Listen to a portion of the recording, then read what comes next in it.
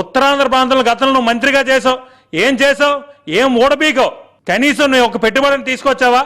గుడివాడ అమర్నాథ్ ఏదైతే మాటలు మాట్లాడాడో దాన్ని తీవ్రంగా ఖండిస్తున్నాం. ముఖ్యమంత్రి గారు నారా చంద్రబాబు నాయుడు గారు, ఐటీ శాఖ మంత్రి వర్యులు శ్రీ నారా లోకేష్ గారు ఇటీవల సింగపూర్ వెళ్ళి కూడా అక్కడ పెట్టుబడులతో మాట్లాడి ఏదైతే ఆంధ్ర రాష్ట్రంలో పెట్టుబడులు తీసుకొచ్చే దిశగా, యువతకి ఉద్యోగాలు వచ్చే దిశగా ఈరోజు కూటమి ప్రభుత్వం పనిచేస్తుంటే, ఎన్నో రోజుల నుంచి గత ఏదైతే ప్రభుత్వం ఏర్పడిన నుంచి కూడా గుడివాడ అమర్నాథ్ విష ప్రచారం చేస్తూ ప్రభుత్వం మీద ఇష్టానుసారంగా మాట్లాడుతూ ముఖ్యమంత్రి గారి మీద, లోకేష్ గారి మీద వ్యక్తిగతంగా దూషిస్తూ అనేక సార్లు మాట్లాడడం జరిగింది. మాకు కూడా కొంత ఓపిక ఉంటుంది. నిజంగా నీకు కనుక దమ్ముంటే కనుక ఏదైతే నువ్వు ఆరోపణలు చేసావు రా, ఆగస్టు 9వ తేదీన ఉదయం 10 గంటలకి రుషికొండ వేదికగా నేను సిద్ధంగా ఉన్నా.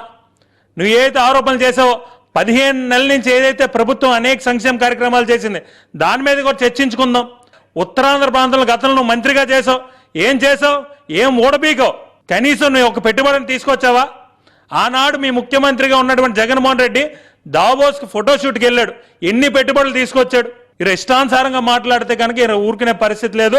సింగపూర్లో ఈశ్వరన్కి అదేవిధంగా చంద్రబాబు నాయుడు బినామీ అంటూ చేసిన వ్యాఖ్యలను ఎట్లా